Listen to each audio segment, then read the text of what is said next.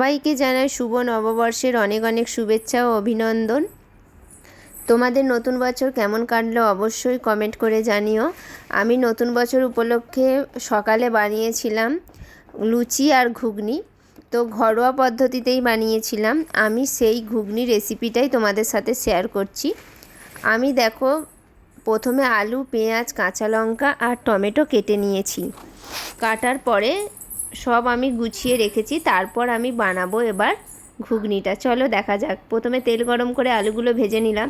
আলু ভাজা হয়ে যাওয়ার পরে সেই তেলের মধ্যেই দিলাম ফোড়নে গোটা জিরে, তেজপাতা, দারচিনি, এলাচ আর শুকনো লঙ্কা। তারপর দিয়ে দিলাম পেঁয়াজ। পেঁয়াজটা দেওয়ার পরে একটু অল্প পরিমাণ নুন দিলাম। পেঁয়াজটা হালকা ভাজা হয়ে যাওয়ার পর আমি দিলাম আদা রসুন বাটা। তার কিছুক্ষণ পরে দিলাম কাশ্মীরি লঙ্কার গুঁড়ো, হলুদ গুঁড়ো, জিরে গুঁড়ো, ধনে গুঁড়ো। আর আমি শুকনো লঙ্কা, এই গুঁড়ো লঙ্কা ব্যবহার করছি না, আমি কাঁচা লঙ্কা দিয়ে রান্নাটা করব। আর কালারের জন্য কাশ্মীরি লঙ্কার গুঁড়ো দিয়েছিলাম। হালকা যখন তেল ছেড়ে দেবে তখন আমি দিয়ে দিলাম আলুগুলো একটু কষিয়ে নিয়ে তারপর আমি মটর সেদ্ধটা দিয়ে দিলাম আর ধনেপাতাও দিয়েছি শেষে। তো তোমাদের কেমন লাগলো ভিডিওটা অবশ্যই জানিও। যদি ভালো লাগে পাশে থেকো, আর যারা পাশে আছো অনেক অনেক ধন্যবাদ। তোমরা ভালো থেকো।